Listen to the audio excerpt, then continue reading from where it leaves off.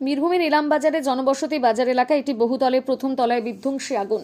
দাউ দাউ করে জ্বলছে আগুন। ওই ফ্লোরে কাপড়ের গোডাউন রয়েছে বলে জানা যায়। ঘটনাস্থলে দমকলের একটি ইঞ্জিন পৌঁছেছে। রয়েছে ইলামবাজার থানার পুলিশ। প্রচুর মানুষের জমায়েত। অগ্নিকাণ্ডের ঘটনায় চাঞ্চল্য ছড়িয়েছে এলাকায়। কি কারণে আগুন লাগলো এখনো পর্যন্ত পরিষ্কার নয়। তবে যে বহুতলে আগুন লেগেছে, গ্রাউন্ড ফ্লোরে রয়েছে একটি বেসরকারি ব্যাংক, তারপর কাপড়ের গোডাউন, সেখানে আগুন ধরে গেছে।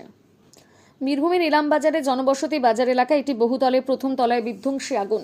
দাউ দাউ করে জ্বলছে আগুন। ওই ফ্লোরে কাপড়ের গোডাউন রয়েছে বলে জানা যায়। ঘটনাস্থলে দমকলের একটি ইঞ্জিন পৌঁছেছে। রয়েছে ইলামবাজার থানার পুলিশ। প্রচুর মানুষের জমায়েত। অগ্নিকাণ্ডের ঘটনায় চাঞ্চল্য ছড়িয়েছে এলাকায়। কি কারণে আগুন লাগলো এখনো পর্যন্ত পরিষ্কার নয়। তবে যে বহুতলে আগুন লেগেছে, গ্রাউন্ড ফ্লোরে রয়েছে একটি বেসরকারি ব্যাংক, তারপর কাপড়ের গোডাউন, সেখানে আগুন ধরে গেছে। বীরভূমের ইলামবাজারে জনবসতি বাজার এলাকায় একটি বহুতলে প্রথম তলায় বিধ্বংসী আগুন। দাউ দাউ করে জ্বলছে আগুন।